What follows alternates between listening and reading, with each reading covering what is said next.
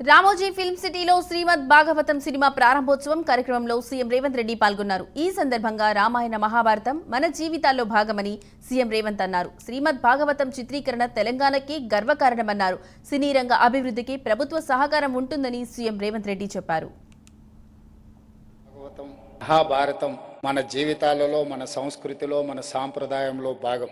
ఈరోజు తరం మారుతున్న సందర్భంగా ఇలాంటి గొప్ప దృశ్య కావ్యాన్ని తీసి తిరిగి ప్రజలలో ఒక గొప్ప ప్రేరణ, వసుదైక కుటుంబం గురించి మళ్ళీ అందరికి ఒక భావన కలిగించడం అనేది ఈ సినిమా తీయాలన్న ఆలోచన వచ్చిన ప్రొడ్యూసర్స్కి మనస్ఫూర్తిగా నేను అభినందన తెలియజేస్తున్నాను. 40 సంవత్సరాల క్రితం రామాయణం సీరియల్ వస్తుంది అంటే రోడ్లు నిర్మానుష్యంగా మారేది. అప్పట్లో హైదరాబాద్ నగరంలో 1 కర్ఫ్యూ ఉన్నప్పుడు రోడ్లు నిర్మానుష్యంగా ఉండేది.